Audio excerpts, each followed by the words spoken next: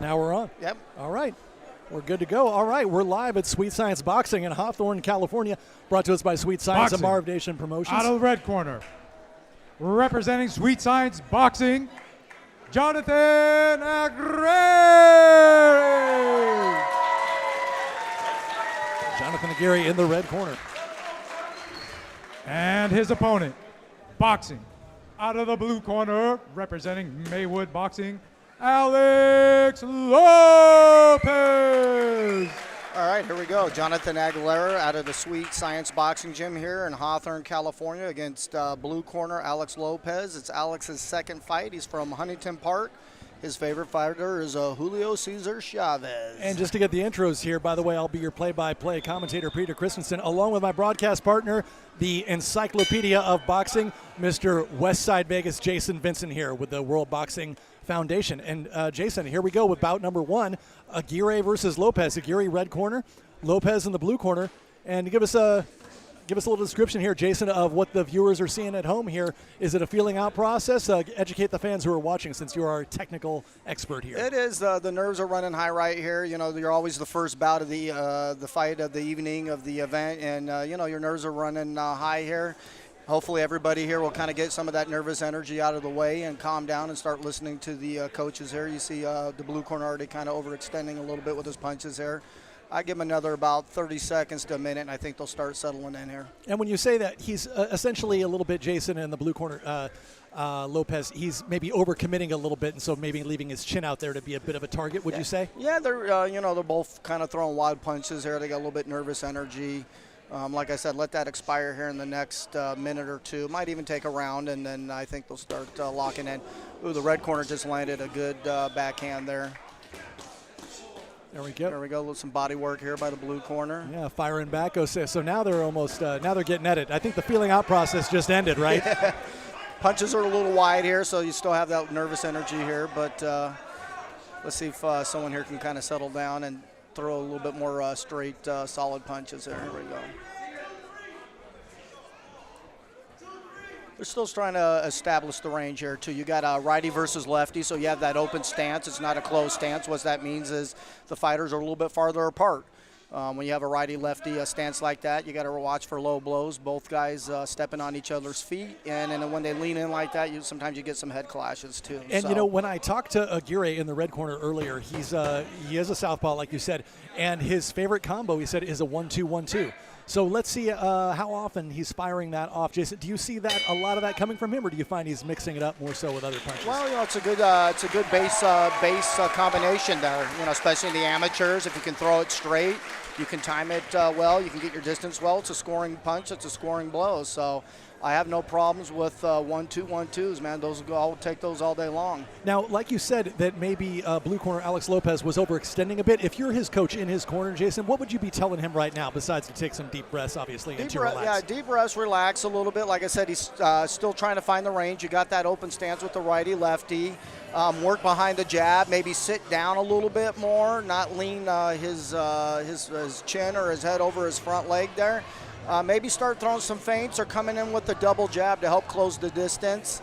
As he closes the distance, I always like throwing that backhand when you're a righty versus a lefty. I always like throwing that straight, whether you're a lefty and you're throwing the straight or a righty throwing the right. I like to lead with that and then come down to the body with the hook or to the head with the hook. So round number 2, let's see what happens here. Okay, and would you say that either Aguirre or Lopez is more so the pressure fighter, or would you say it's a half and half?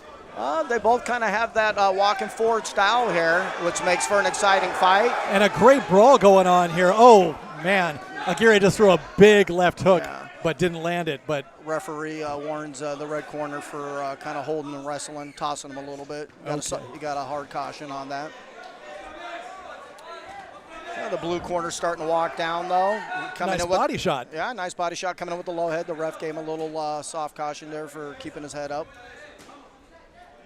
And tell the viewers, what is that when they give them a soft caution, the referees? Well, the soft caution is actually when he verbally says something to you. The hard caution would be what he just did, is when he stops it, and he'll give you a hand signal on that. So no one's near getting a warning or a point taken away. It's just a way for a referee to kind of control the action and making sure everybody's following the rules without stopping the action too much.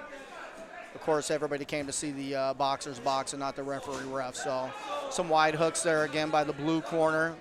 Caught him with a nice jab walking in. So he's doubling up on his jab, so that's good coaching there. And he tried to throw the hook behind it, trying to work with the front hand. And let's see if Jonathan Aguirre can actually control that range with his 1-2-1-2. Like you said, very good basic combo. Well, you got his chin up there, man. You got to tuck that chin and keep the chin down and the gloves up here. He's coming in. So he's the red corner's coming in with his chin high, and he's getting clipped with those wide looping hooks there. Yeah, some huge punches. It looks like that Alex Lopez in the blue corner is throwing some bombs. Yeah, Alex is changing his levels there. He's kind of leaning back on his back leg a little bit here. He's kind of in that 60-40 stance, so his chin's not over his front leg. He's letting the red corner overextend or commit, and then he's trying to come in and counter. The red corner is leaving his chin out there a little bit too much, and he's getting clipped with those hooks. And that's the end of round number 2. And so just so everyone knows, these are 3 2-minute rounds here for this bout. Correct. In the amateurs, we do only 3 rounds in the amateurs, and then depending on what division you're in, what weight class, and if you're a female or a male, you'll go either 1 minute, minute and a half, 2 minutes, or 3 minutes. And while we're here, I just want to take a moment so we can thank all the viewers who are watching on this free stream on Sweet Science Boxing YouTube channel.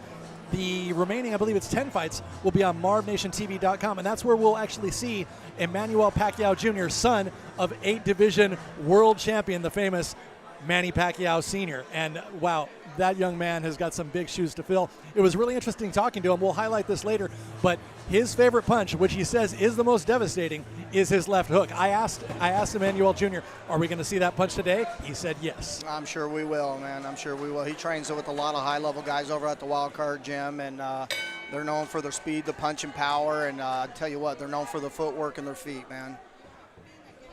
Wild Card right here in Hollywood, California. Here we go, round number 3. Round number 3, third and final round. I think right now, there we go, knockdown. That's a knockdown. Let's get into the neutral corner here. That was a solid punch. Yep, these guys are leaving their chins out there a little bit.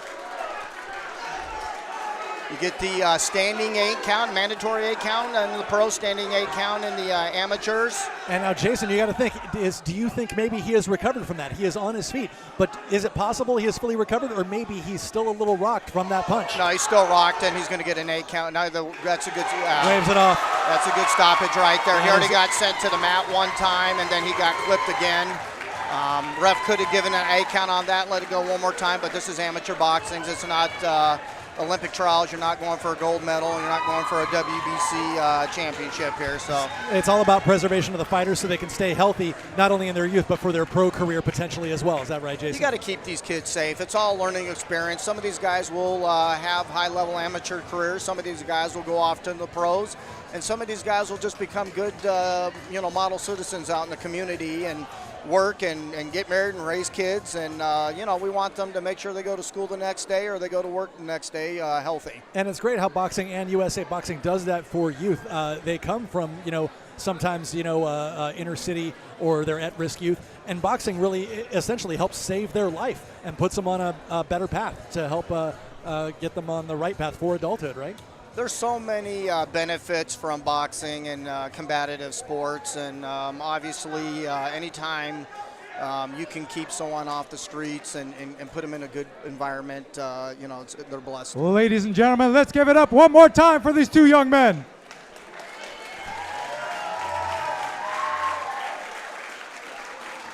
Your winner by RSC, representing Sweet Science Boxing, Jonathan Aguirre.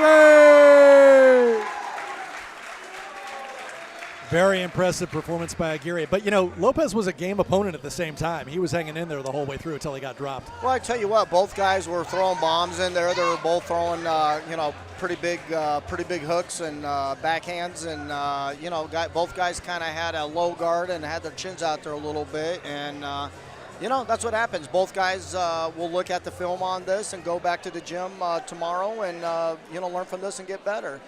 But here we go, man. Look who we got in here. We got the youngsters in here. A couple 8-year-olds, I believe, we got coming into the ring. Yeah, that's right. And so actually, because of the age of 8 years old, Jason, at this point, these are going to be 3 1.5-minute rounds, 90 seconds. Correct. And I'm glad they did that. USA Boxing for years, the Pee Wee division, the 8, 9-year-olds, they only had minute rounds. And I tell you what, I've judged over 1,000 amateur events and pro events, all the way up to Olympic qualifying events. And you've ref 500 bouts yourself, too, Jason. 500 bouts. We got to get to your resume, too. Yeah. And by the way, I heard you're a bit of a fighter yourself. You fought in the Masters division of USA Boxing up until age 45. Correct. I just turned 50 this past December, but my last fight was 5 years ago in the Master Boxing division. I'm from Las Vegas. It was at the Westgate Hotel in front of a couple 2,000 people. And is that where the late Stephan Bonner introduced you? Correct. Yeah. He was Let's get ready for a bout. Number 2. Get back to Matthias Narducci with the introductions. Boxing. Out of the red corner, representing NGBA Boxing, Josiah Corcio.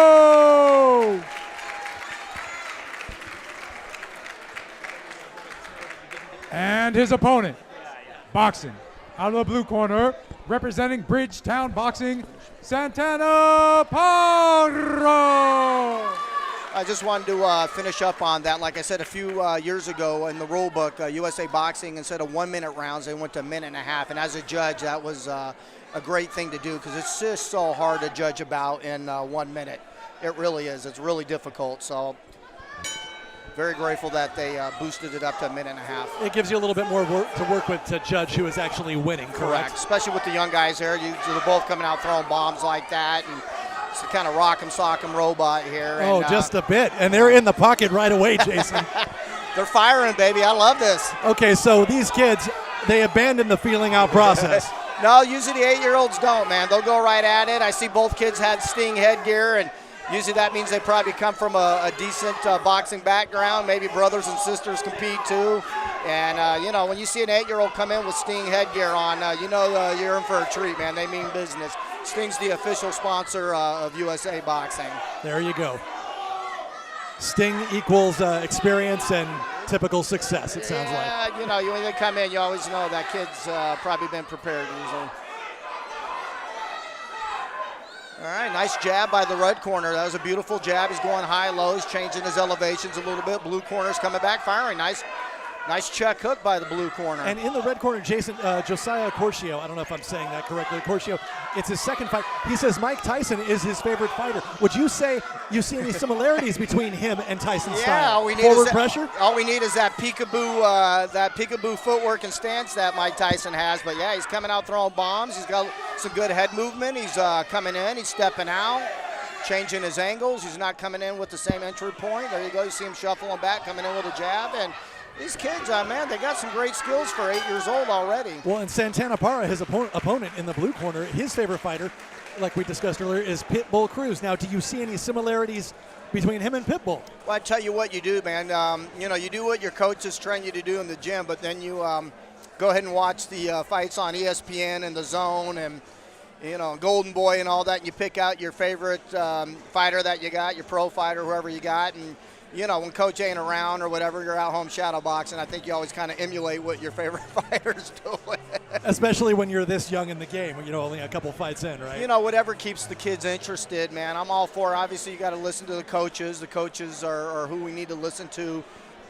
But whatever it takes to motivate someone to get in the ring, if you got a favorite boxer that you love, that you want to emulate, you got a brother, sister that does it.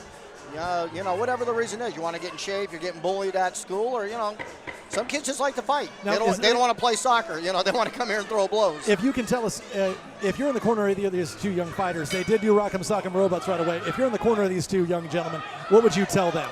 Keep doing what you're doing. Listen to your coaches. Try to maintain control. I do like what the red corner was doing. He was shuffling back a little bit. Now they're both moving forward. I like when he was moving in and out, changing his angles. The blue corner, the coaches must have told him he might have lost that last round, so he's a little more aggressive, pushing forward. And, they're doing good. These guys are skilled, man. They're really skilled. They slow down just a little bit, but, oh, no, they're back standing in the pocket.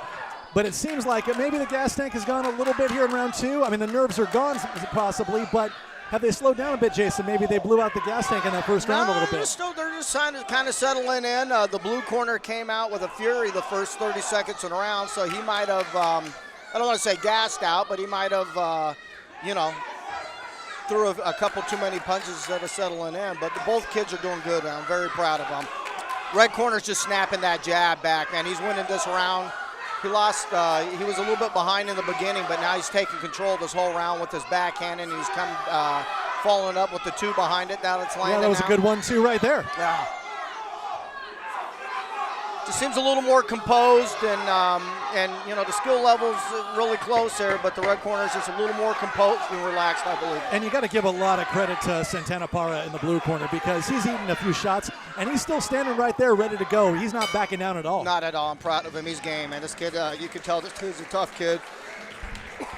He's got good coaching, he's got great skills, and he's hanging right in there. And that's a great thing, because you know what, as they say, you cannot teach heart.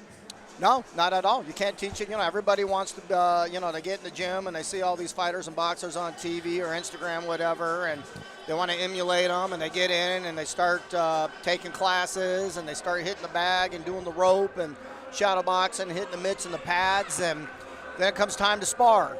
You get into the first couple times and you spar, and you learn real quick if you want to be a boxer, in the amateurs or in the pros if you want to be a fighter. It takes a special breed. It's a fraternity. It's a sorority when you step in between these ropes right here and expose yourself in front of all these strangers out here. It's, you can't take away anything from anybody that gets in there and competes. If you got the nerve and the guts to get in there, you're good in my book. And we're going in now, Jason, to third and final round of Josiah Corcio versus Santana Para. There we go. Red corner's coming back out, establishing the jab. I can tell his coaches told him to establish that jab, work off that jab. He's going high-low. He's landing the backhand again. Good head movement by the blue corner. Once again, Santana in the blue corner is hanging in there at the same time. Even if he's getting landed on, he is there to fight. Tough kid. He actually landed a good left hand of his own to the head. He's firing. He's landing. I think that jab. I think the jab's just, the jab's just controlling the range and controlling the tempo, and the jab's winning the fight right now, the bout right now for the red corner. It all starts with fundamentals, like in any sport or any fighting style. See the blue corner to try to throw some feints. He's just walking right in right now. Throw some feints. Maybe try to change his angle coming in, and double his jab up. Get his head off the line a little bit. And double that jab up. But I'd like to see him throw a feint, let the red corner fire, and then come in behind the red corner's punches. But here again, guys, these boys are 8 years old here, man. That's a lot of skill for 8 years. Last 10 seconds of the round, so they got to make a statement right here to make an impression on the judges, right? He's biting down on his mouthpiece, man. He's going for it. He just landed a hook there.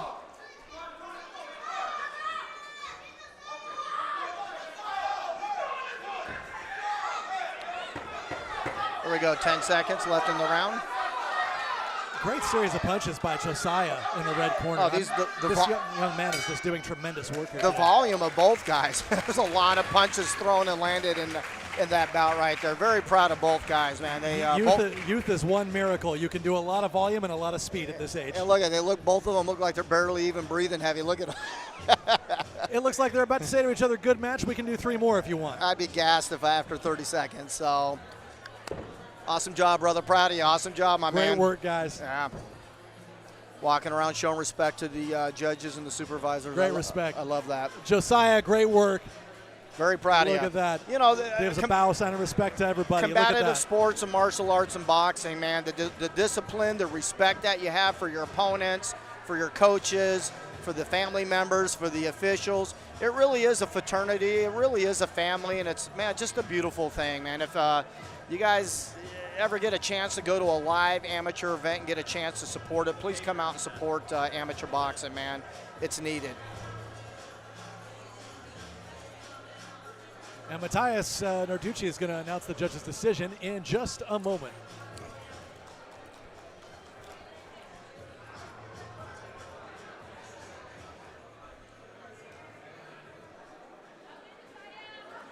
Waiting on the decision here. I heard someone say, I love you, That must have been his mom or somebody. To Josiah up Yeah, there? Josiah. Yeah, mom should be proud. Mom, man. You got soccer moms, hockey moms, and you got boxing moms, man. There's a joke in there somewhere, but I don't know what it is. We'll have to just think it. yet. You're the comedian, right? You do the stand-up, man. Yeah, I'll let you work on A that little one. bit, yeah. My stand-up works on the mic, but not in the ring, if you know what I'm saying.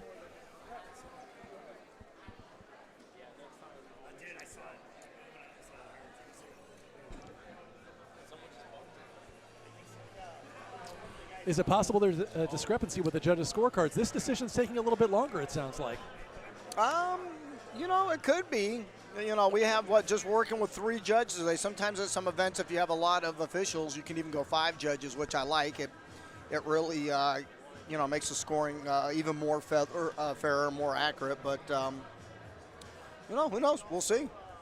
This is a pretty seasoned crew here. I would say this is an extremely seasoned crew here. Here we go with the announcement. Ladies and gentlemen, let's hear it one more time for these 2 young men. Let's give it up for them.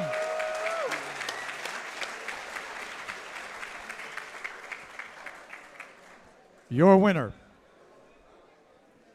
out of the red corner, representing NGBA Boxing, Josiah Corcio. Josiah Corcio from NGBA Boxing. Want to highlight his gym, give them a shout-out? Yeah, he's your winner, and Mike Tyson is his favorite. And, Mike Tyson's his favorite. I think that might have played a little bit of an influence in this fight. Yeah, it was a great fight. They threw a lot of punches and bunches right there. He kept landing that jab over and over again. And he was able to work off it and set other things up off it. But I do want to send a shout out to the local boxing committee, the local boxing amateur commission here.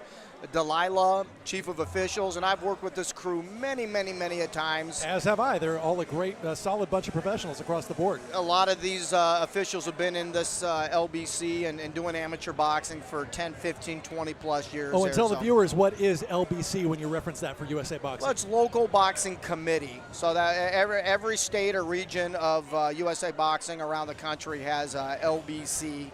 Me coming from Nevada, my LBC is number 39, and I believe out here in the LA area is, I believe it's LBC 33. 33, correct? LBC 33. That's correct, yeah. Yep, all right, man. Yeah, LBC 33. LBC 33.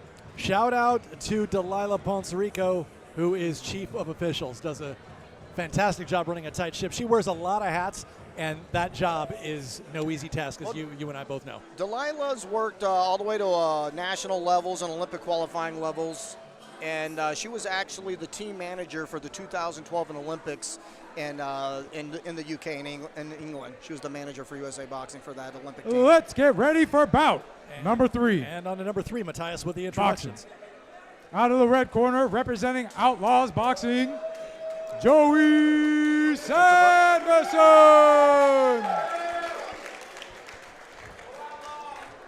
And his opponent, boxing, out of the blue corner, unattached, Richard Wynn. Richard Wayne, it looks like, in the blue corner, if you said that right. Yeah, Richard Wayne, 19 years old, 148-pound division, and we got Joey Sanderson, 18 years old, 151 pounds he weighed out. Joey Sanderson in the red corner, Richard Wayne in the blue corner. And who's our referee? Tell us there. We got George. George, my good friend George. He's a referee. George's last name is what? I can't remember. It's not Lopez. I tell you that. It's not George Lopez. He's your good friend? A friend of mine. I am a comedian, so I had to give you one there, Jason. Now we got the bigger guys here. So within USA Boxing here, they, instead of having the 10-ounce gloves, the big dudes have the 12-ounce gloves. So if you're over the weight of 139 pounds and above, you have to go to the 2 ounces bigger of the gloves here. So we got the blue corner throwing some nice body shots there. Looks like he's got good head movement, just popping that jab there, a little step back. And Richard Wayne, he's unattached. He doesn't have any particular gym he trains out of. He's on his own.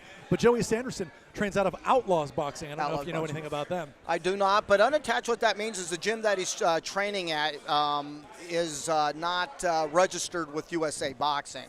Not every gym's registered with USA Boxing. So if you are registered with USA Boxing, they will put you down on the bout sheet.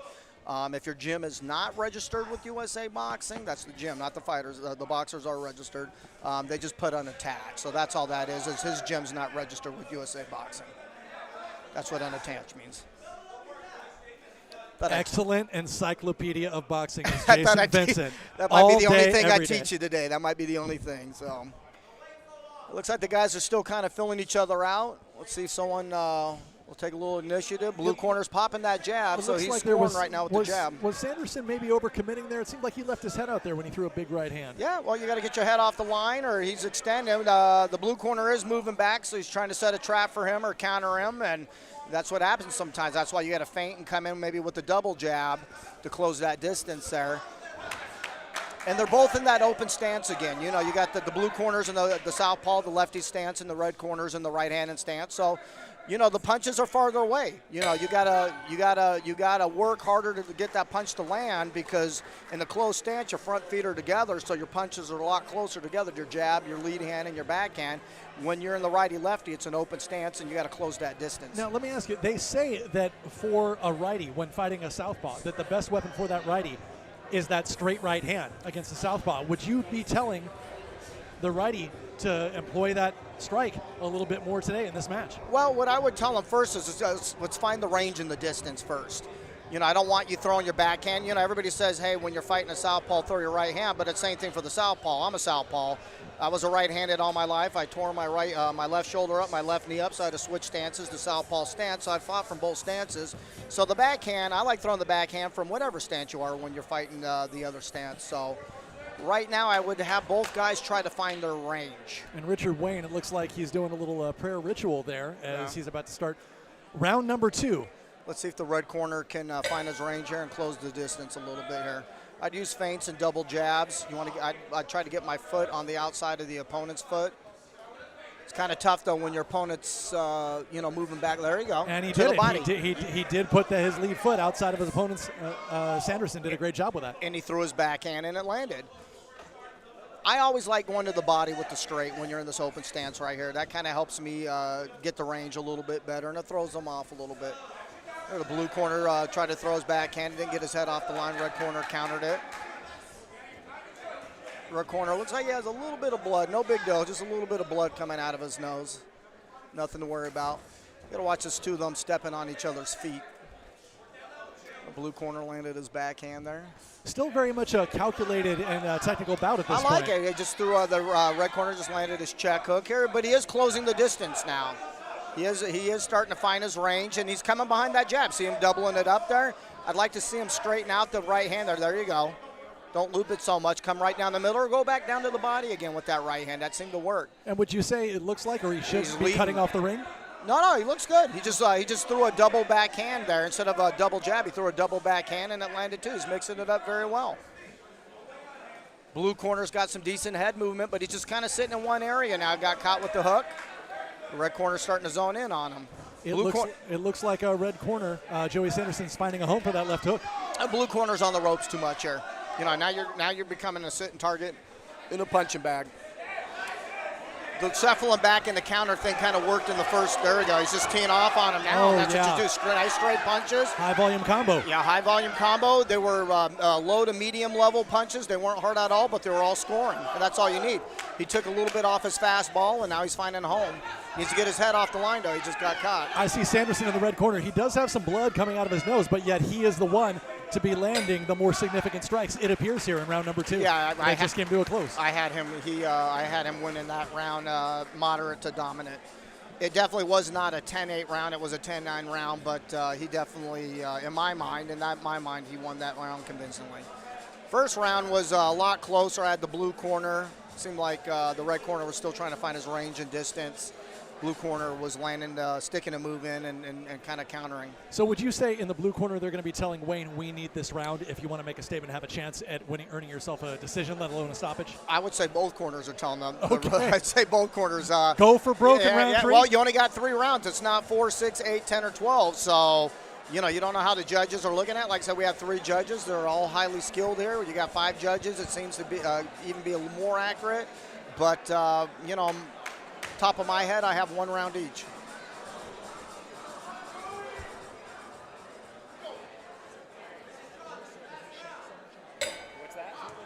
There we go, round 3. I think both guys need this round right here.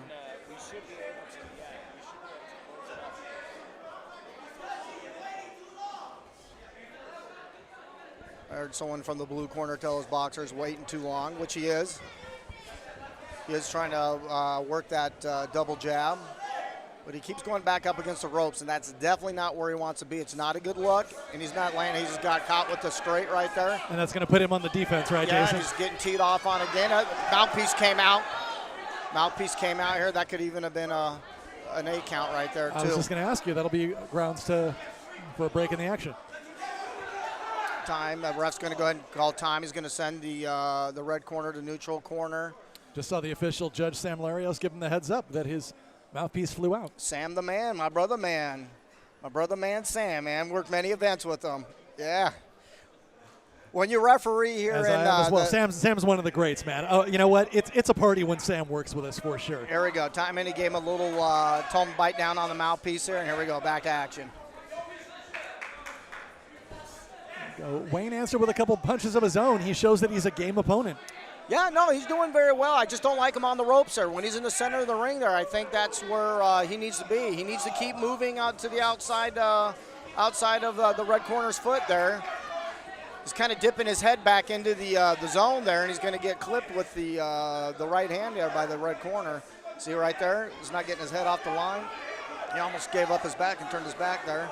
He's trying. He's game. You know, he's throwing everything at him. He needs to lower his target a little bit. He's punching over the red corner. Would you say that Wayne in the blue corner, his corner let him know to maybe show a little bit more aggression because he is not as much on the ropes in this round as he was in the previous one? Well, I think both corners told him, hey, you know, anybody that's got multiple fights in amateur boxing, no, you got to go hard all 3 rounds. You don't know. You don't want to leave it, you know, any doubt in the judge's minds at all. So. Now, these aren't the youngsters, the 8-year-olds we saw in the previous bout. These guys have slowed down a little bit, but they've conserved energy pretty well as we enter the final 10 seconds of the 3rd and final round. Yeah, you know, they're not just out there throwing punches and bunches. There was a lot of skill in that ring right there. Very proud of both guys. Great competitors, and hats off to both of them. But, yeah, no, there was good footwork, highly skilled. Saw a lot of jabs, a lot of backhands, some body work, and that was a good competitive bout, man. Not a boring bout at all. That was Great work by bout. Joey Sanderson. Would you say Joey just had excellent control in that ring here today, right? He did. I think Joey controlled the bout with his jab. You know, he really did. I mean, we said that in the last bout, too. You'll probably hear that a lot today. I mean, if you can establish that jab often and early and control the range and the bout with the jab, chances are you're going to have a good chance to come out on top on the scorecards. And that's where we head to, the scorecards. The judges adding them up as we wait here, and Matthias Narducci will announce the decision. How's it going? Good?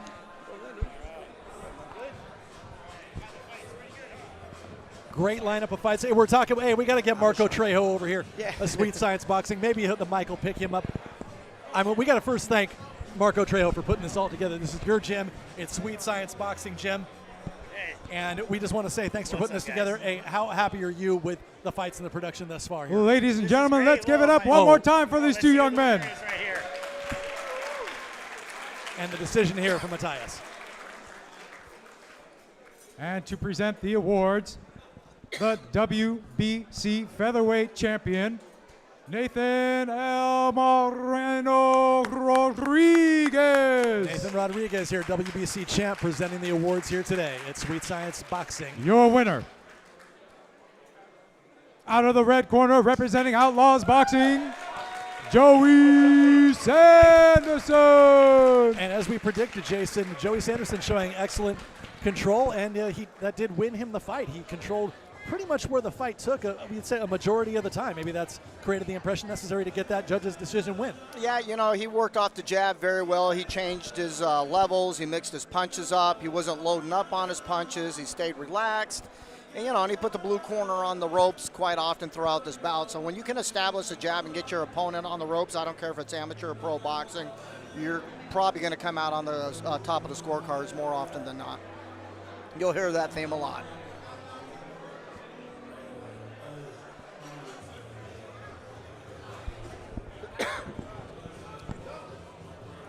And while we're at it for a moment here before the boxers of the next bout enter the ring, We got to thank Sweet Science Boxing and Marco Trejo putting this together, along with Marvin Rodriguez of Marv Nation Promotions. And these fights, thank you for joining us here on the Sweet Science Boxing YouTube channel. And I believe it's the remaining 10 fights. That'll be our pay-per-view portion on MarvNationTV.com. Yeah, you know, Marv Nation is a great pro promoter. He's all over California now, down into Texas. He does a lot of stuff in Mexico and Costa Rica. And that's where you've worked for him on the broadcast booth, Jason, in Costa Rica, fights for Marv Nation. Well, I've been lucky. I was down in Guadalajara a few years ago, actually last year, for Fernando Vargas Jr. and Amado Vargas was down there.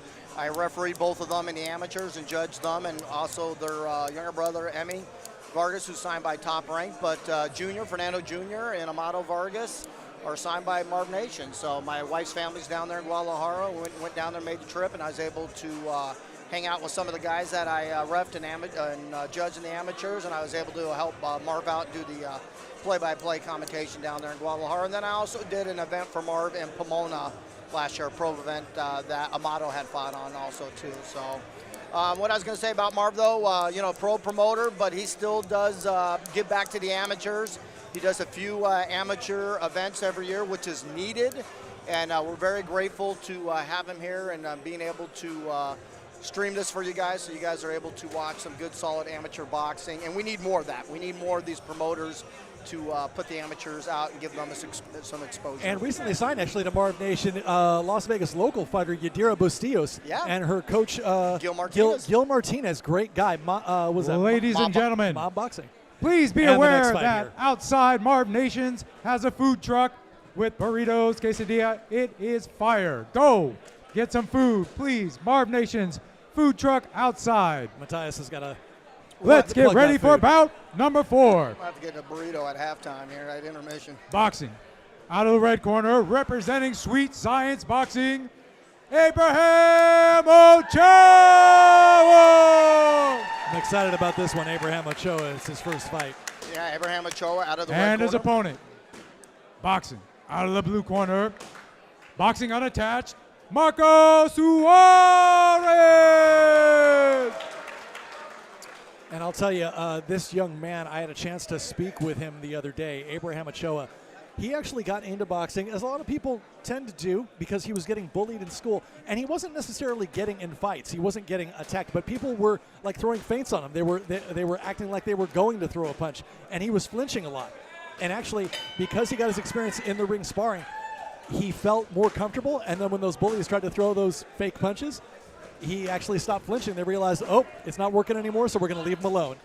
Look where he is today. That's the beauty of boxing, martial arts, and combative sports, man. The confidence you get, the training you get, and you know, you learn not to get scared to be punched in the face. Everybody's a lot of people are terrified to get punched in the face, and once you get in here and you train a lot, and that fear goes away, you walk around different, you carry yourself different, and once you never recommend anybody to have to throw hands, but once you do and people see that, you tend to get left alone after that. Ochoa just did land his check hook there.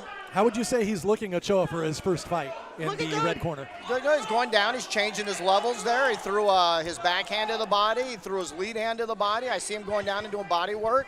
He's got a nice little high guard there, shuffling back. Nice little check hook there. He's got some skills. And for his first fight, his composure is not bad either, Jason. Well, for your first fight, the main thing you want to relax as much as you possibly. Just land a hook there. That's a double hook. You might be getting an 8 count here, landed his backhand, but. And tell him, was that Ochoa? That was Ochoa, yeah. Okay. Just went down to the body. He's really starting to come on strong here, but there's so many nerves and excitement. I mean, you got to stay as calm as you possibly can. Easier said than done. And you want to listen to your coaches. Because all you can hear, oh, man, he just landed, Great shots by Ochoa. He hurt him right there. That could have possibly been even an 8 count there. George is a good referee. And Ochoa told me he's a short and stocky fighter, to use his words, and he likes to get on the inside. Well, he's throwing it down the middle, too. If they're not wide, he's throwing them right down the middle there, too. And he's landing. There you go again. All day long. He looks beautiful for his first round, for his first amateur bout, man. He looks awesome. Nice. Look at that up jab right there, man, with the lead hand. Woo, And I'll This tell is his you, first fight, but first bout. But I mean, the kid looks like he's been training for 2 or 3 years there, man. that's a huge compliment because he's Yeah. actually been training. He just started training last year. He's 15 years old, and he said he does not talk about boxing a lot, but even though that, he is still obsessed and is in the gym all the time training hard. He just doesn't talk about it much. I think he likes to let his actions speak for himself. Yeah, well, he's got a very good coach, Coach Marco from Sweet Science. He has a lot of beginners. He has a lot of mid to high level amateurs. He has a lot of national level amateurs that are at that Olympic level, ranked in the top 10 with USA Boxing. And Coach Marco has pros. So, he's just a great, well-rounded coach. He's in a great gym here. And you can see, first round, first bout ever, he looked composed. And, he looked real good in that round, man. I have him winning that round right there.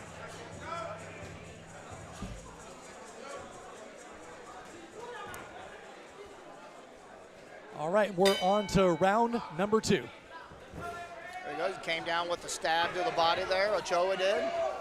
Now, do you think blue corner is going to be telling Suarez you need to turn up the heat a little bit here because you might have lost that first round? You see him doing it. You got to stay composed as Ochoa. Now, your guy's going to come after you, so go ahead and stay calm there. Don't get your chin over your lead leg there.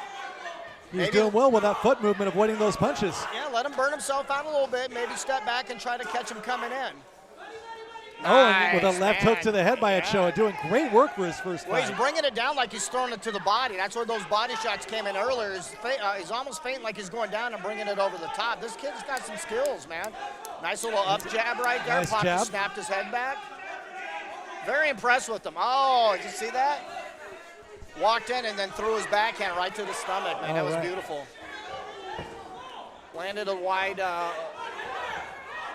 Yeah, Suarez is definitely attempting to pressure Ochoa, but Ochoa's done some good jobs with the counter-striking as well, right? Yeah, well, pressure's good, but it's got to be calculated pressure. It's got to be effective pressure.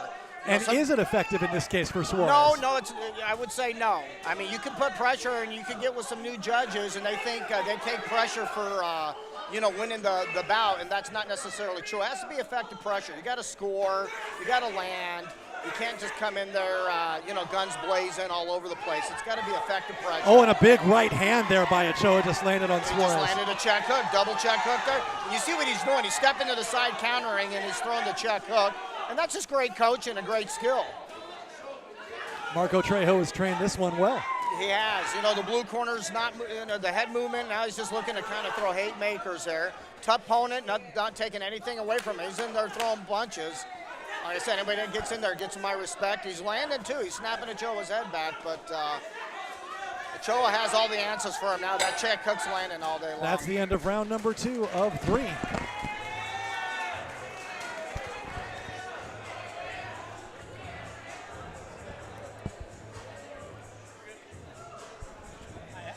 had this off, so I had this off. Oh, fuck. Better that way.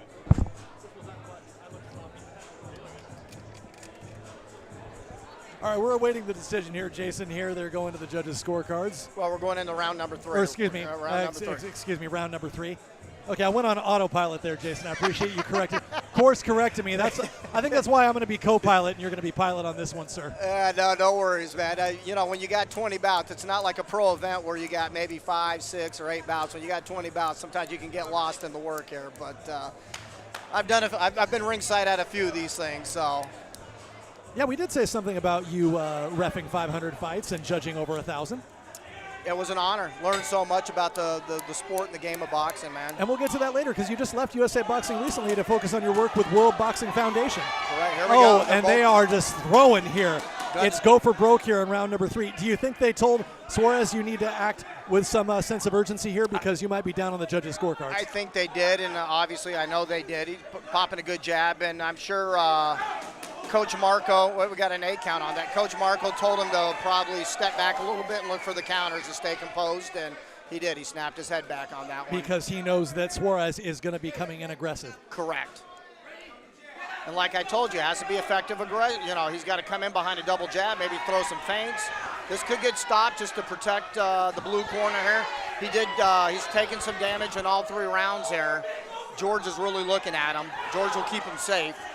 He's thrown back though, man. He's competitive. He looks a little a little wobbly on his legs there. George is taking a look at him, but he's game. He's throwing, baby. Another left hook just landed by Ochoa to the head of Suarez. And like you said, safety first. The ref is going to look out to preserve these young fighters' careers. Safety first always. So we don't need to be seeing huge highlight reel knockouts here at this Ochoa level. landed a punch behind the head, and Suarez was kind of complaining about it, and rightfully so. But when you go in with a low head like that, you're going to get hit behind the head. So as a referee, if the guy keeps going in with the low head and getting hit behind the head, I'm warning the guy with the low head.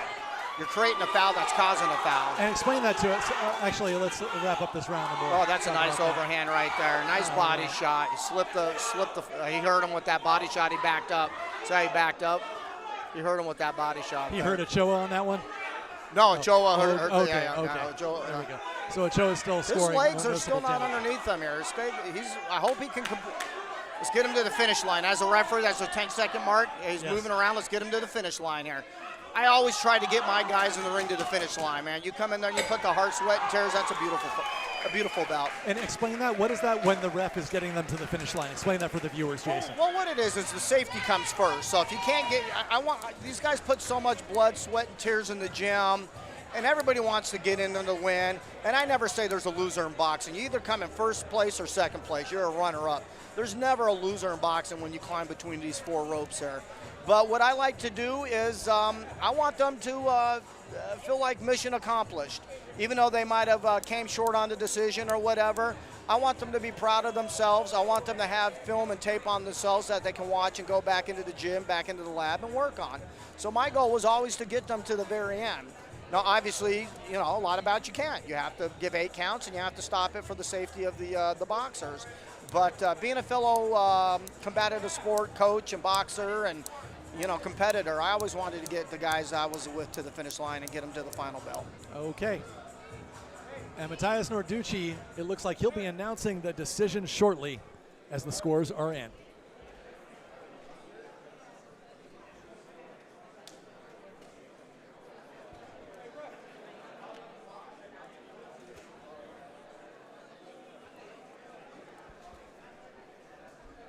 Let's give it up one more time for these two young men. Proud of these guys. That was a great bout. Ton of heart in this one. Your winner.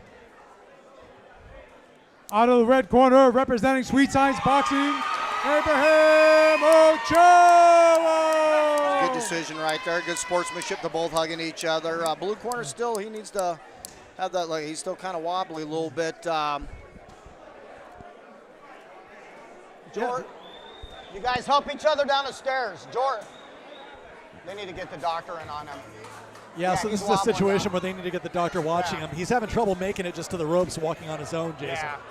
Yeah, let's get the doctor in on him there, and he's still a little wobbly on his feet. Sometimes you're just a little too tough for your own good there. He'll be okay, guys. Don't worry about him. They got the doctor Ladies and gentlemen, in on him. please visit the Dust Superfoods Smoothie Booth. Once again, please visit the Dust Superfoods Smoothie Booth. You will enjoy yourself. And Jason, is that possibly because, is it more A concussion, you could have a micro concussion, you could have a concussion. Sometimes when it's your first bout or second bout, you're still getting used to competition level. You go in the gym and bang it out in sparring, but when you go to competition, the punches are harder and the guy's coming at you even harder. The adrenaline's going. So they got a good crew on them right now. George put the stool in. We got him sitting on the stool. Coach is right there with them, giving him water. They got the doctor there. He does look exhausted, but he was wobbly on his feet, and he got caught with some good shots. So, can I just give a shout out here to Curtis Havens over here? He's our photographer on site, and he does doing videography as well. Curtis Havens, you can spot him at I Capture Violence on Instagram. Right, Curtis? He can't hear me from all the way over there. But Curtis, I don't know if you can get him. We're giving a shout out to Curtis Havens there. You can find him at I Capture Violence on Instagram. I tell people you got to snatch up this photographer and videographer because in 5 years you probably won't be able to afford him. He is just a great guy. I've worked with him at several events, and this is he does some of the best work of a lot of these photographers and videographers that I've worked with in Southern California. He looks like a pro. He's got the long lens there with the pro photographer lean right there, and the guy looks like he knows what he's doing. But like you said, you better jump on him now. In 5 years, that price is going to be up right there. So and you guys don't get him sleep now. on him either. He actually trains Muay Thai, and I think he trains at a little joint called the Shack with Coach Phil over there. Yeah, right on. The Shack Muay Thai. You know, a lot of times when you're in combat sports yourself and you come to these events, whether you're training, you're competing, you're coaching, I always, and it's not necessary, but I always like people that have trained a little bit, competed, sparred, whatever, because you kind of have a little bit more of a keen eye. Whether you're announcing, you're doing play-by-play, even if you've just been in a gym and trained, you kind of know your way around the gym, your way around the ring a little bit more, and I think it does help a little bit. You know the details a little bit more. Yeah, and that's something, that I take seriously in the sense that, like, if I'm, I am not in the ring sparring. I'm too old for that, Jason. We're about the same age. And, but I do like to understand technique, and I'll ask it from seasoned fighters like yourself. And actually, I've wanted to sit in on referees' classes for both boxing and mixed martial arts, so it just makes me a more well-rounded professional. But that's why I constantly have questions for these officials, because they are going to see things. They're going to have a better seat than we are, right? And you know this from being a ref yourself. They're going to see things that the commentary team, that other people are not necessarily going to see. Oh, cool. Well, they've been in there. They got the experience. They got the knowledge. They got the wisdom. They take the courses. They come in here and perform it. They got the on-the-job experience and training. And, in an LBC like what we have out here, LBC 33 with Delilah, she's conducting training all the time. She has a pre-shift. I've been at her pre-official meetings or post-official meetings. We'll go over what we did good, what we could work on, what we missed, what we got right. And, these guys are got a lot of wisdom in here, and they're seasoned vets. And I think that'd be an excellent idea for you. They're taking them over to the paramedics right now. Still a little wobbly. Oh, Marco Suarez. We're talking about that Yeah, last Michael bout Suarez, that went down. Yeah. Let's keep our eye on them. That's why we have safety here, guys, just like they do in football, baseball, basketball, wrestling. You go to those football, high school games. Always a doctor on staff to look out for them. Yeah, Safety got the first. ambulance. Safety first. Yeah, you go to those Friday night high school football games, and you see that ambulance there in the end zone, and that's what it's there for. So it's combative sports, and he put a great performance on, but sometimes you're just a little too tough for your own britches, and he's getting checked out. He'll be fine.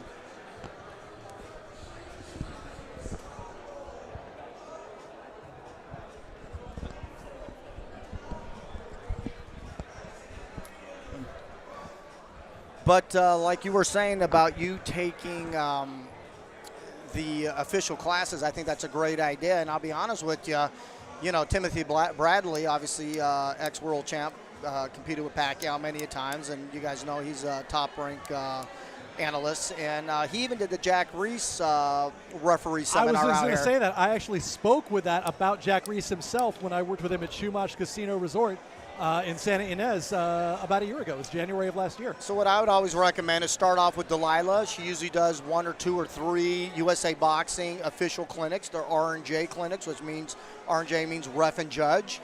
I would start off there. You'll learn a lot. You'll ask a lot of questions. You'll get a lot of feedback from all these officials there.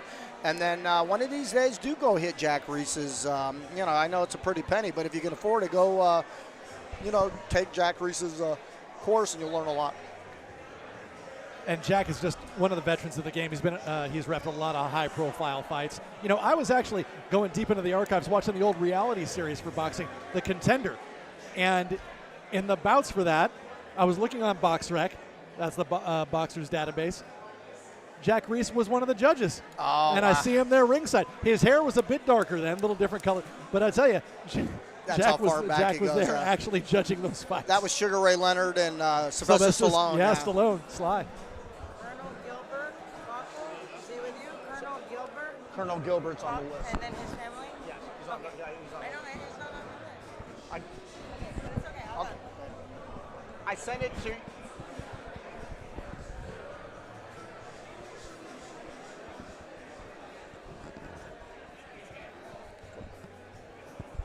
All right, we're headed to bout number 5. Bout number 5 here. You're right. We're on to bout number 5. Are the boxers ready to enter the ring here? Because we got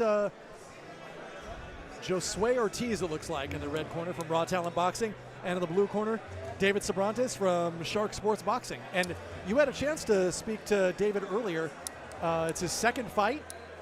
Second fight for David. He's from Whittier, California. He's one of those Whittier boys. And his favorite fighter is Julio Cesar Chavez. So that's not a bad fighter to have as your idol, is it? Correct. We had a few of the guys today, believe it or not, had Julio Cesar Chavez on that list. So. Sure did. And the first bout, Alex Lopez. Yeah, that's right.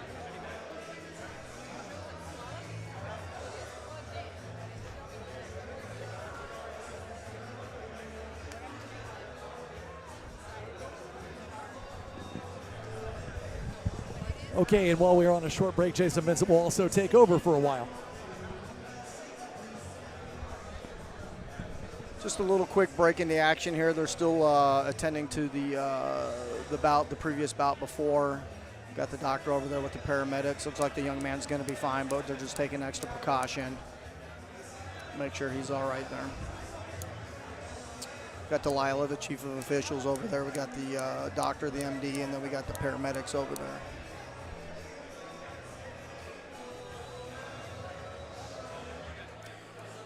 What beautiful weather you guys got down here in Southern California. We're in Hawthorne, California. I was down here for the weekend. Went to the pro show last night, the 360 Pro Show at the Commerce Casino.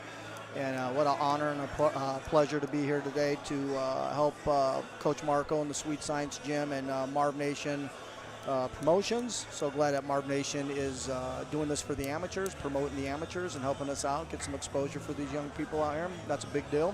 We need more of that. And man, great weather that we're having down here in Southern California. I'm from Las Vegas, so I think it was even in the low 70s in Las Vegas. So we'll take that for the end of January, any day of the week.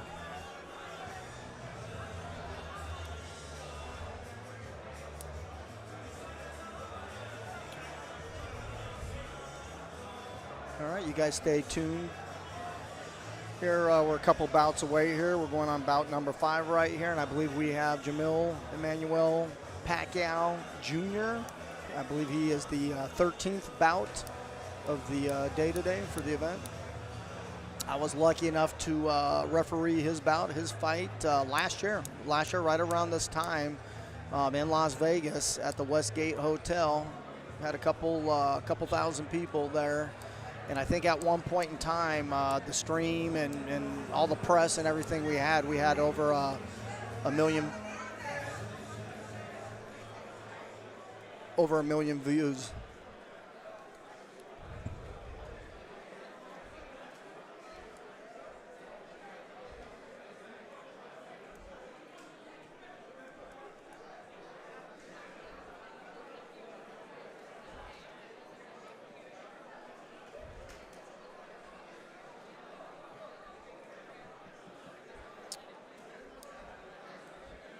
Of course, he trains and spars over here at the Wild Card Gym up in Hollywood, California, with his coach, Coach Marvin, and that whole Freddie Roach team up there.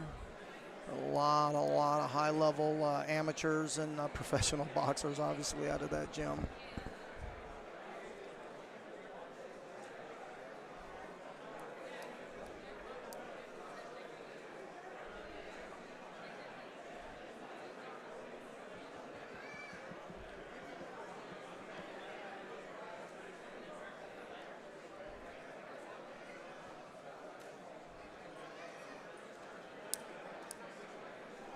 Beautiful gym here at the Sweet Science Boxing Gym MMA. Nice big gym here, very clean. A lot of room, a lot of space. Nice boxing ring, very well kept. Professional staff out here in Hawthorne, California, the Sweet Science Boxing Gym. So they're just getting this young man taken care of. Apparently, he took a little more damage than we have liked to see at this level. Maybe just because, like you said, sometimes a little too tough for your own good, but, you know, a ton of heart there by Suarez. Looks like they're getting him some medical attention. Is that right, Jason? Yeah, we got the doctors. We got the doctors over there. We got the whole officiating team. We got the paramedics. This young man's going to be okay. We want to just make sure and spend the extra 10, 15, 20 minutes making sure he is okay. And can I just go ahead and say this while we have the right amount of time here, Jason? We got to send thanks to Just Boxing Foundation, especially Sean over here. taking care of things for us. Just Boxing Foundation, they facilitate grants and scholarships to amateur boxers in throughout Los Angeles. You can find them at justboxing.org. They're doing the stream here, and it's all on a volunteer basis. They are donating their time, and we're very fortunate to have Just Boxing Foundation facilitating this stream throughout the course of the day at Sweet Science Boxing. So once again, look them up if you want to help fund grants and scholarships to amateur boxers in the greater Los Angeles area and LA City. Look up justboxing.org. Very thankful for their support today. We're very grateful to have them. That's much needed in amateur boxing, guys. Any kind of donation, any kind of volunteering, any kind of grants that any of these gyms and anybody that is with amateur boxing is much needed. And anytime Sean wants to pass us any Let's get information ready there for for sponsors, we'll shout that Number out for him as 5. well. We're Boxing. glad to do that. And here we go. Out of the red corner, representing Raw Talent Boxing, Josue Ortiz. So it's Josue Ortiz there in the red corner from Raw Talent Boxing. Correct. 26 years And old. his opponent, boxing out of the blue corner, representing Shark Sports Boxing, David Soberanes. David Soberanes from Shark Sports Boxing. And that's another one, his favorite fighter, Julio Cesar Chavez. Correct. Julio Cesar Chavez, and he's from Whittier. Like I said, we got a Whittier boy right here, so this should be a great bout. Can't wait for this one.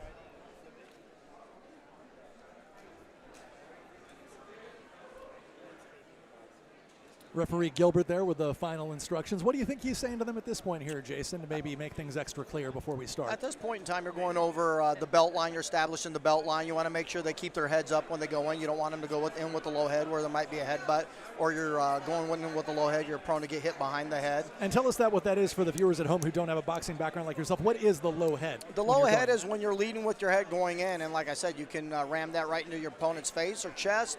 And also when your opponent throws, you can get hit in the back of the head. So we want to keep the chin tucked, but we want to keep the head up. We want to keep the punches above the belt line. There's absolutely no hitting behind the back of the head, and there's absolutely no hitting behind the back, and no holding. I always tell my guys in there, look, if you get in a clinch, that's fine. Work your hands free. Do not hold. And usually when they work into that clinch, how long are you going to give them to break that clinch before you're going to step in as a ref and force them to separate? It's a case-by-case scenario. I usually give them a couple seconds.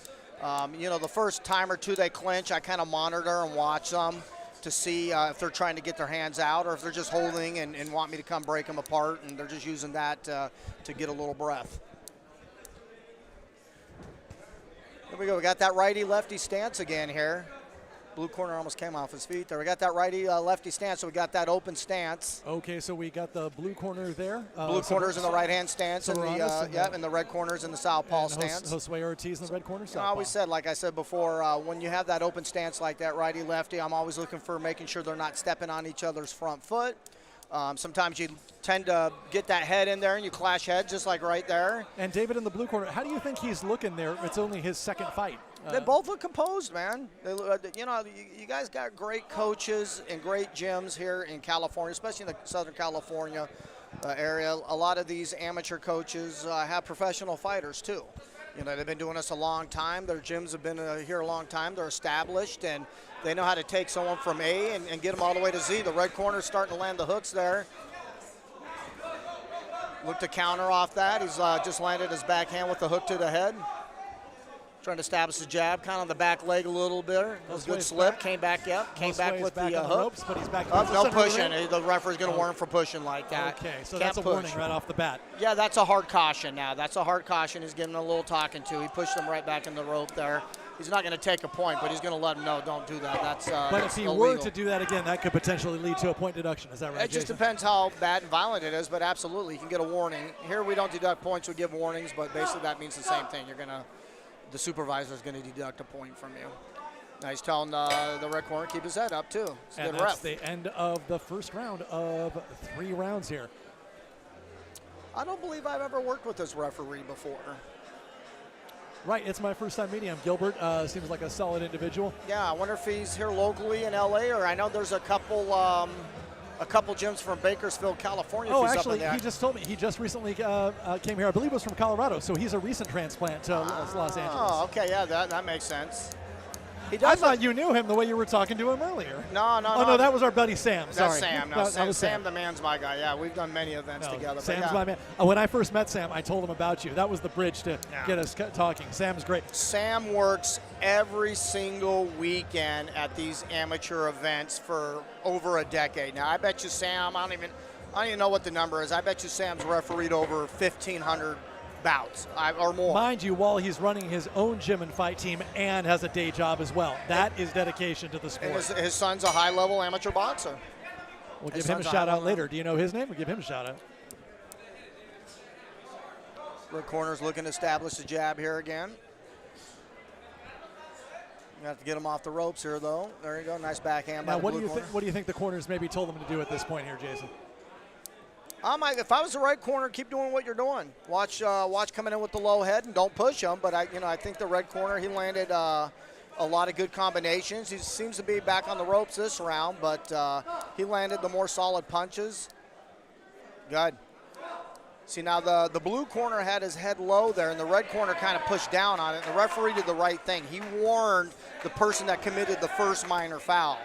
He didn't warn both of them. Pushing that head down. No. He came with the low head, and then he came over the top. So a lot of refs will turn around to the other guy and say, don't push his head down. But it was the guy coming in with the low head that caused the whole infraction. Though that's actually where it all starts and where you want to issue the warning. Correct, with the guy, because otherwise he'll just keep coming in with the low head. There you go. Blue corner's looking to back him up and do some work on the ropes this round. Red corner needs to lower his targeting here. Needs to lower his punches, maybe aim towards the chest. That was a nice backhand. Sway Ortiz, we need to get Sway, punches yeah. lower. Yep. Okay. And he has, look at that. He's starting to tee off on him a little bit. Threw the backhand to the stomach and then came over the top. Nice jab there by David in the blue corner, though.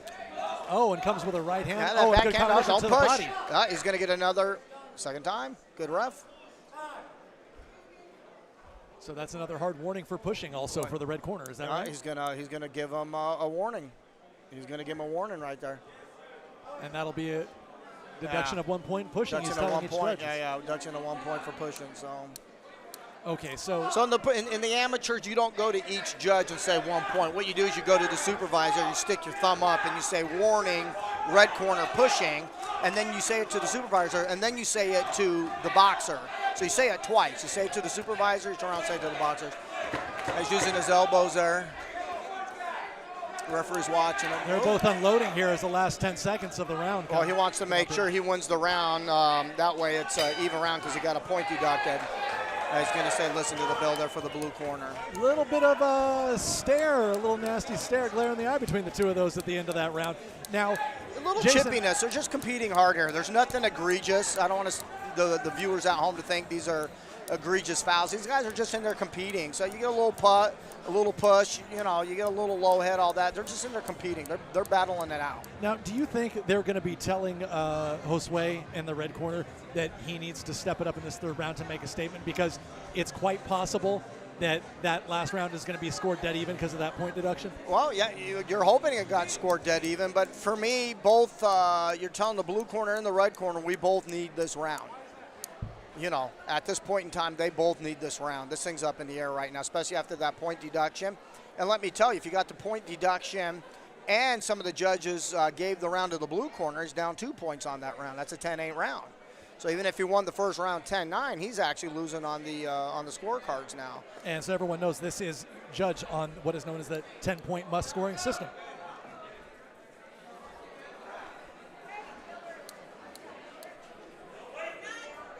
All right, round number 3. I think this is going to be the deciding round right here.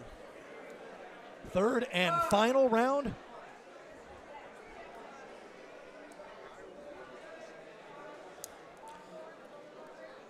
Okay, there's a break in the action there. There's a break Ref in the asks him to action. wait. Yeah, they're going to bring the young man to the ambulance outside from the previous bout and then get him loaded up and sent off, and then the paramedics will come back in. Well, just while we have this little break in the action, Jason, what do you think of the caliber of fighters and the quality of fights we're getting here so far under USA boxing rules? Very good matchmaking right here. Very impressed. Very good matchmaking. My first time to the Sweet Science Gym. I've talked to Coach Marco many a times on the phone. I was even going to do a pro bout for him with the WBF with one of his boxers, Birdsong, one of his pro fighters. And, I've sent him up to the wild card gym with my head coach for my my fighter that I manage, Michael Das Marinas, who's WBC Asian Pacific champ at 126 pounds. That's Mr. Hot and Spicy, isn't it? Hot and Spicy myself. That's my guy. I'm a co-trainer with him and one of his managers, and he will be here tonight. We'll get him in the ring to give some trophies out. But I've even sent Coach Markle up there with his high-level amateurs and pros to spar wild card gym with Coach Ting Sugar, who's the head coach for my team. And where are we going to see Coach Sugar here today? He's coming down from Pasadena. He was running a little bit behind schedule. He should be here hopefully anytime if he's not already here. Obviously, that whole crew is going to be here to support Emmanuel Pacquiao Jr. They'll all be here. But, Coach Ting been on many, many world championship teams. He was on quite a few Manny Pacquiao's teams. And then also he was the Olympic coach for the 1984 Philippine Olympic team here in Los Angeles, California. He's got over 43 years of coaching. Highly amateurs, credentialed coach. International, pros, high-level pros, Manny Pacquiao, all the way up to the top. So maybe we can get him over here on the mic to say hi to everybody. Oh, it'd be great to have Coach Lucas Sugar here. Come on by. He just messaged me on Instagram saying he's going to see me here. So yeah. I was hoping he didn't miss it because he's not here yet. But I'm looking forward to chatting with Coach Sugar, maybe getting him here as a guest analyst he's coming as well. down from Pasadena, so you don't know how that traffic is coming down here. I'll tell you how it is. Rush hour on a Monday morning from there to here, it'll run you about 2 hours. I was going to say hour and a half. It's no joke. West LA to Pasadena, morning rush hour 20 years ago was an hour 45 minutes. We stayed at LAX this time, and we would never stay by the airport. My kids are a little bit older now. I got a 20-year-old, and my daughter's going to be 12. Good for so your we're kind dad. of getting out of that Disneyland, Orange County, Anaheim deal where we'd always stay down there. And we've stayed all over. We stayed in Universal City. I've stayed up in, just all over. We like staying in Ventura along the beaches, but we got stayed. I wanted to be centrally located this time because we're going to the Commerce Casino for the pro fights, and then I knew I'd be here in Hawthorne doing this, but we wanted to get down to Long Beach and spend the day in Long Beach, which I did yesterday with my beautiful wife and daughter, the girls down there. And, man, it was really convenient staying right by the LAX airport, man. You're kind of a half hour-ish away from where you need to be. Exactly. It's an ideal central location. I've stayed around there back when I was not living in LA and visiting. Yeah, so you're in a good spot to get where you need to go. People like to bring the kiddos down here for Disneyland. That's all what LA is all about. That's actually Orange County. Orange County actually gets upset if you say something they have is in LA. They're actually in Orange County. But ironically, their baseball team that's in Orange County is the Los Angeles Angels of Anaheim. It is Orange County. A bit of an oxymoron almost, right? Yeah, well, I made the mistake one time. Ladies and gentlemen, while we're waiting. waiting for this next bout, please patronize Ready, Fit, Go, your ready-to-go meals, as well as Dust Superfoods Smoothies, all over here to the west side of the gym. Once again, please visit Dust Superfoods and Ready, Fit, Go. All right, the man himself, Coach Ting here. Coach Ting, Lucas Sugar. We were just talking about you on the mic. Coach Sugar, how we doing? Yeah. Did you just get here, sir? Yeah. How's the traffic coming down? Everything good. Michael's right here. Michael's right here. Michael Das Marinas. How you doing, sir? Michael Das Marinas, how you doing? Pleasure to have you here, sir. We might be getting Coach and Michael here on the mic to do some guest speaking. Jason, should we have them step in or no? Okay. Okay, so we're just waiting here for the next bout. It's actually going to be bout 6 on our card. In the red corner, we're going to have Israel Johnson versus Kiani Ayala. Now, Israel, in the red corner, when we had a chance to speak with him, this is his first fight coming up. Fights out of Hawthorne, California, right here, Sweet Science Boxing Gym. And one of his favorite fighters is Terrence Crawford. And we're excited to see him here making his debut. And his opponent over in the blue corner is going to be Kiani Ayala, once again. Trains out of Savage Boxing. And when I talked with him earlier, he said he really likes to land those body shots. And in particular, his left hand has a lot of strength to it. And he said, body or even the jaw, but just pretty much anywhere. He wants to land that left hand. So I asked if we're going to see a few left hooks to the body. He pretty much assured me that we're going to be seeing that as that comes through here today.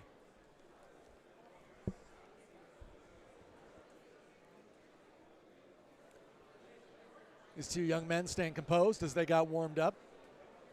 once we resume the action, they're going to go at it. And so they want to keep their wits about them. They're probably doing their deep breathing now, staying in that zone because they got warmed up. Once again, in the red corner, it's Israel Johnson versus the blue corner, Kiani Ayala.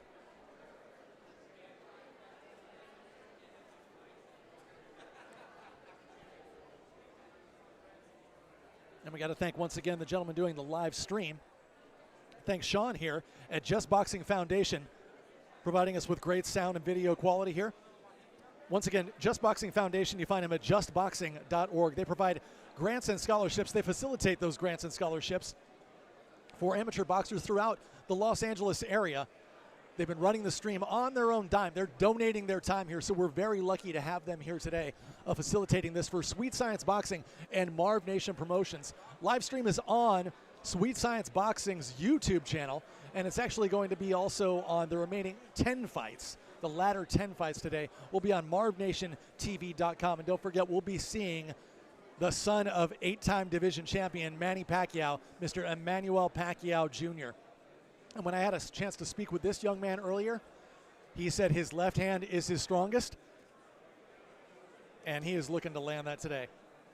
He really likes to land the left hand. I said, would you say that's your most devastating punch? He said yes. I said, are we going to see that today? He said definitely. So we are going to be expect to see quite a display. And it's a rematch for him because actually Emmanuel Jr. had actually lost that match previously to Adon Cazares. So this is his shot at redemption. And Adon actually, he does a little bit of pressure, a little bit on the outside. That's our feature attraction for the evening. Adon does a little bit of pressure, but also a little bit on the outside, but he's a volume puncher. So expect to see a ton of punches from every angle, maybe every combination you could think of. That'll be a fantastic bout coming up later on today.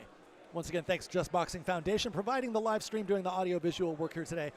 If you want to help provide grants and scholarships for boxers, check out their organization at justboxing.org. Got to say thanks to Sean and Jen doing all the hard work to donate their time here and produce that excellent live stream. And they're making me and Jason sound good. You know, our voices are nice, but we're nothing without these audio-video guys getting the mics and everything working just right.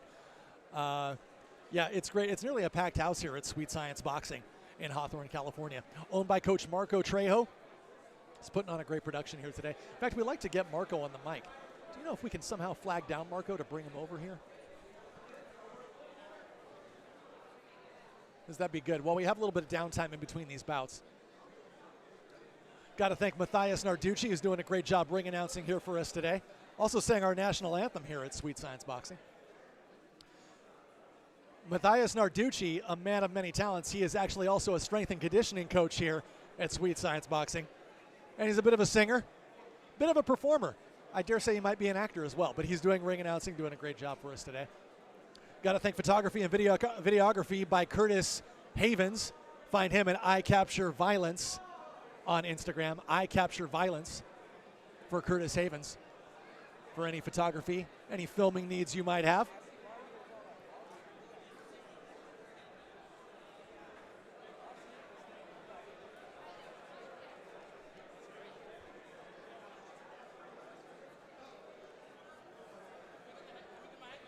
Another fight I'd like to highlight that we're going to have a little bit more, Kenny Tayesi.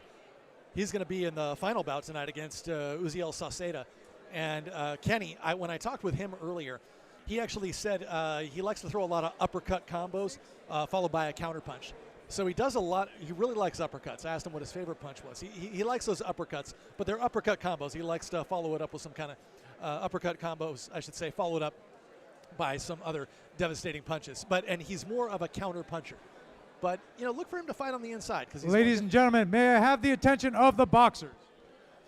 Will Israel Johnson and Kazone Ayala please go to the judges? They need your gloves. Once again, Israel Johnson and Kazone Ayala, they need your gloves at the judges.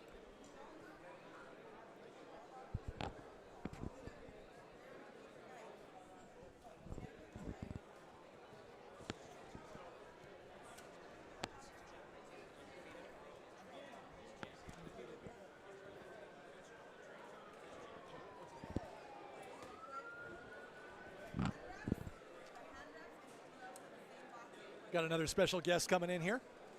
Get these headsets on here for you. Okay, while we have this break, we want to welcome Joey Abudi. Am I saying that right, sir? Joey Abudi. Oh, we got to get his mic unmuted there. Take care of it, guys. So, Joey, you're a professional boxer. You train here at Sweet Science Boxing Gym. This is Peter Christensen here while Jason Vincent stepped away. Joey here, an undefeated pro boxer training at Sweet Science. Tell us a little bit about yourself. First of all, what is your professional record so far? So I'm 3-0, 2 knockouts. I started boxing in August 2017. I started here at this gym, and I've been training here ever since. And was that 2 knockouts on your record? Yeah, 3 wins, 2 knockouts. That's fantastic. Okay, so Joey, tell us a little bit about, so first of all, when was your last fight?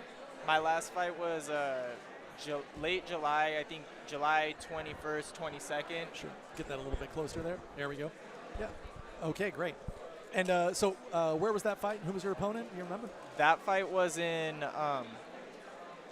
it was in Long Beach at the Thunder Studios. My opponent's name was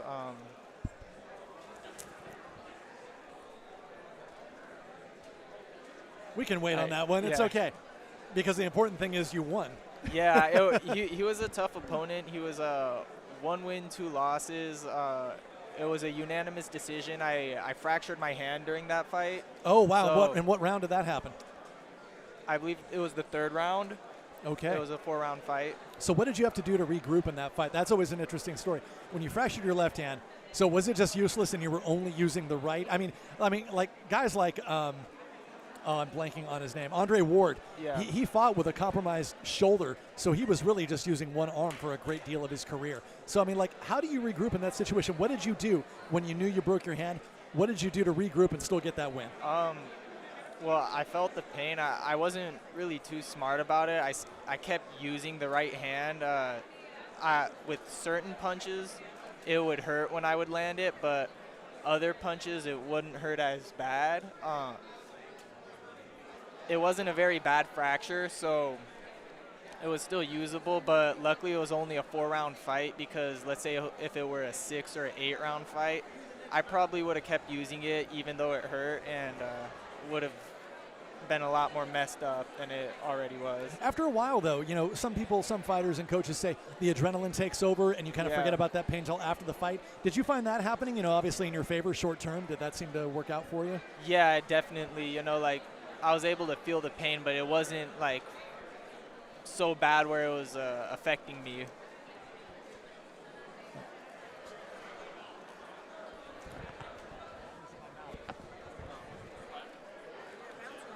There we go.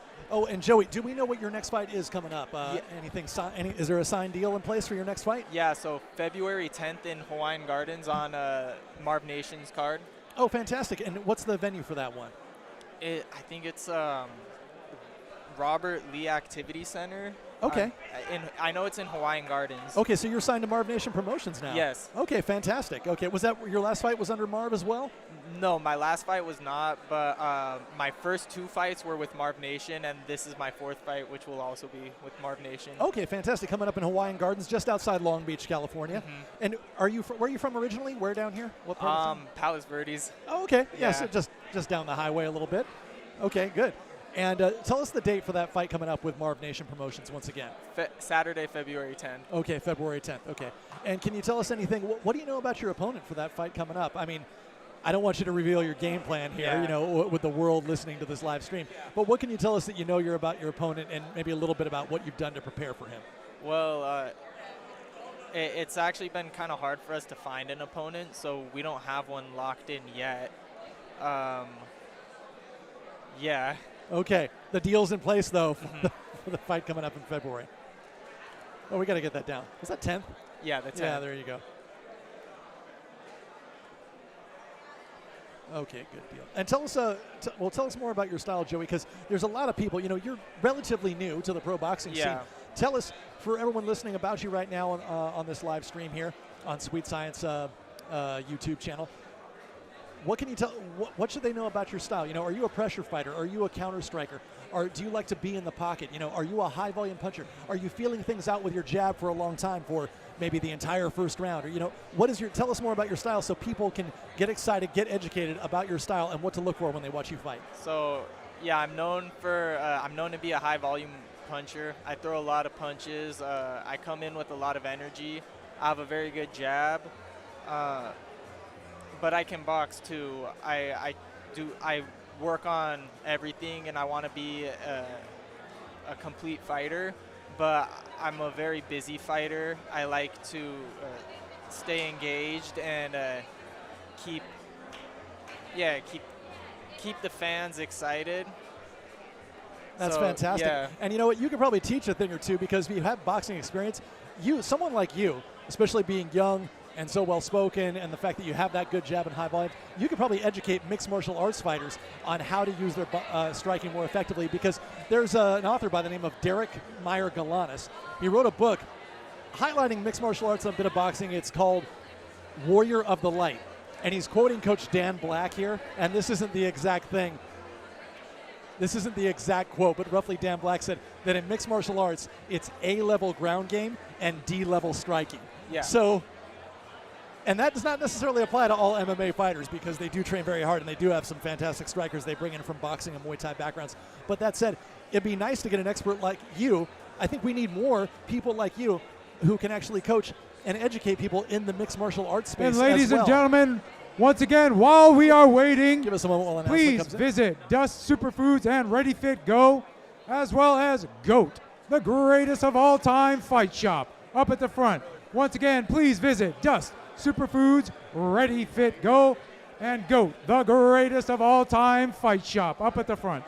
Back what I was saying here before about the book Warrior of the Light by Derek Galanis. So he coached, if you guys are just joining us again or did not catch that, he quoted Coach Dan Black, who's out of the Bay Area up in Northern California, saying that striking the ground game in mixed martial arts is A-level ground game, but D-level striking. That's not necessarily applying to everyone, but it's just saying that mixed martial arts needs to catch up to boxing. Yeah. And so that's some know-how, Joey, that you could bring to the mixed martial arts space. And we just found out you train kids as well. Yeah. So do you run the entire kids program here? Are you one of many kids coaches? Or tell us more about that at Sweet Science Boxing. I'm one of the few kids coaches here, and coaching the kids has really helped me get a better understanding of boxing. Not only boxing, just like how to deal with certain situations as a person, because kids are a little bit different. You got to be a little more patient with them, and you got to tailor your way of teaching according to whatever kid it is that you're working with, because every kid is different. Every kid has different ambitions when they're coming in here, and so you got to just kind of tailor it to give them the best boxing experience they can get. Yeah, and that's funny, like how you said tailor it, because those kids usually in any kind of kids sports program, they're going to have a shorter attention span than people like you or myself. So do you do things to mix it up? So as you participating and coaching at the kids program here at Sweet Science Boxing in Hawthorne, California, are you doing things to mix it up, like to throw like a little game involved? Because they're only going to want to throw a 1-2 or a 1-2-3 or a 1-2-4 combo all day before getting bored. You probably can only keep them interested in that for maybe 30 seconds. What do you do to make the kids program a little more fun and interactive for the kids so that you hold their attention? I do a lot of different things. One thing I do like to do is I like to switch up whatever it is we're doing within like 30 seconds or so. I'll have them doing one exercise or one move, and then I'll have them switch. Okay, now let's do push-ups or jumping jacks, and then back to the 1-2s. Or another thing I'll do when they're not really listening too much is we'll play Coach Says, which is like Simon Says, Yes. And when you bring out the Coach Says, they're all locked in because they don't want to lose, because if you're not paying attention, then you basically get kicked out and you have to sit out and watch everyone else. And we do a little star system, so whoever's the last one standing gets a star, and it's a really easy way to get them to listen and stay engaged. Absolutely, because they realize the reward for listening is that they still stay in the class at that time, although it's temporary. If they don't, they're out on the sidelines watching and realizing, paying attention actually yields tremendous benefits, not just in their state of mind, but on the street and in the ring, keeping them safe, keeping them composed, right, Coach? Yeah. I have to start calling you Coach. I can't call you Joe anymore. Now tell us, so Marco Trejo here, is he your head coach? Right now, my head coach is Jamal Abdullah. I started with Marco. Marco's more of a manager now. Sure. How did you get, you started out with Coach Marco, yes. right? How did you two find each other to get yourself started with her? I mean, he found you before you even started amateur boxing, is that right? Yeah. How did you hook up with him? How'd that happen? Marco's the owner of this gym, Sure. and when I decided to start boxing, I decided to join this gym. So I started training here, and he noticed me like fairly quickly, and after my first sparring session, we started working together. He took me to my first amateur fight. I won by TKO. Before that, he actually took me to some smokers, which is like an amateur event, but it's not sanctioned. Yeah, like that's sparring. back when smokers were still legal in the state of California, right? Yeah. Yeah, that was a while ago. So we went to a few of those. I did real good there, and then we did my first amateur fight, won by TKO. Stayed busy, kept fighting. Won tournaments. Eventually, we got to that national level, started going to national tournaments, and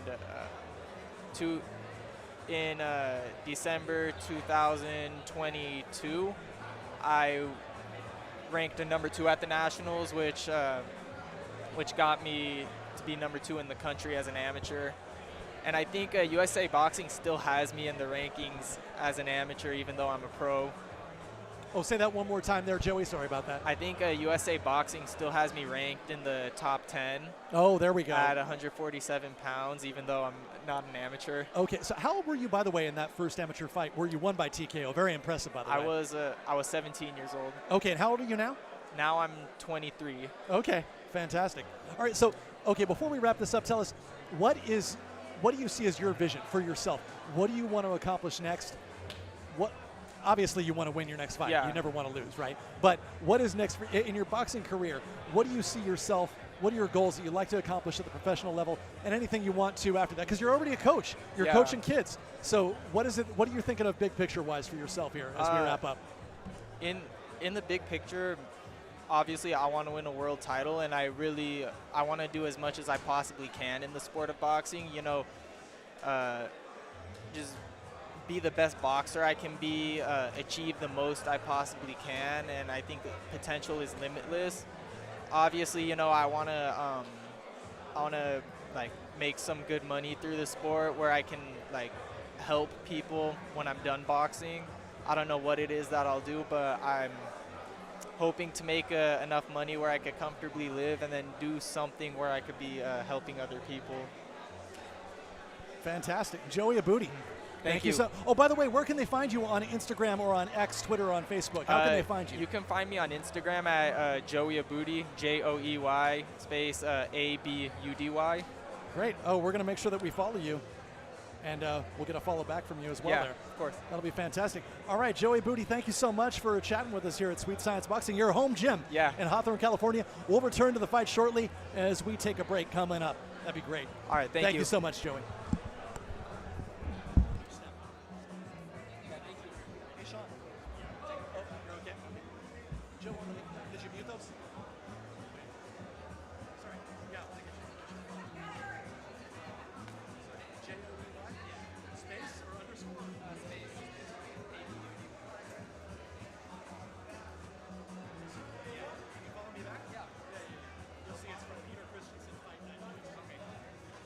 I hope I didn't keep you too long. No, I enjoyed that. I need to get used to being interviewed.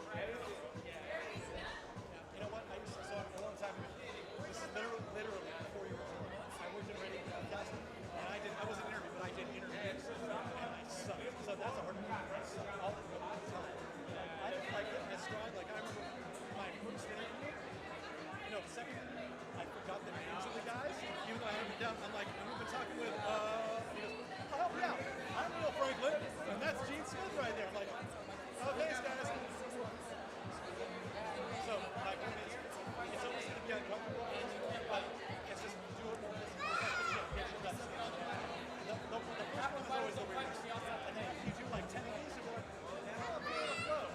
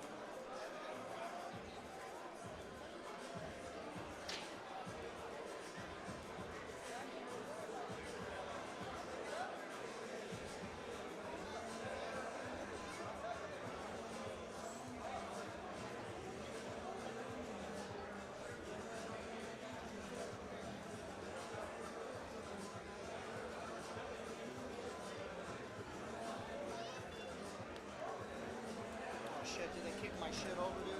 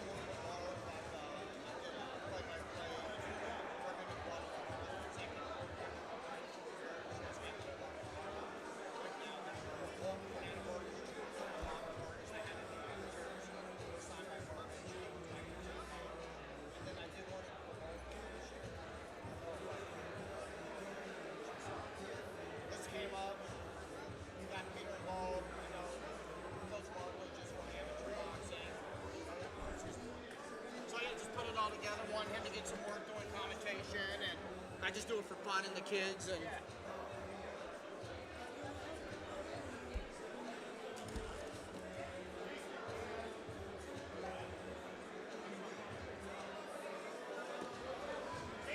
I work for the World Boxing Foundation. I make championship fights.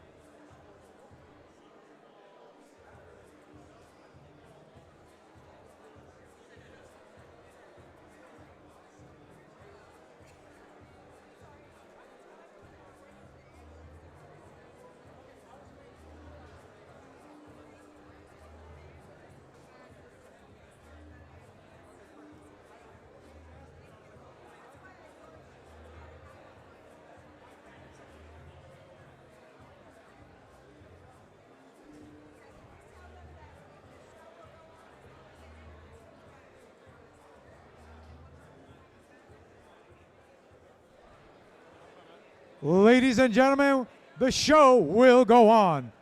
Remember, the show will go on. We are just waiting for an ambulance to come back. We have to have a doctor and ambulance paramedic staff. So remember, the show will go on, but please go to Dust Superfoods, Ready Fit Go, as well as Marv Nation's food truck outside. And don't forget to visit GOAT, the greatest of all time fight shop, up at the front.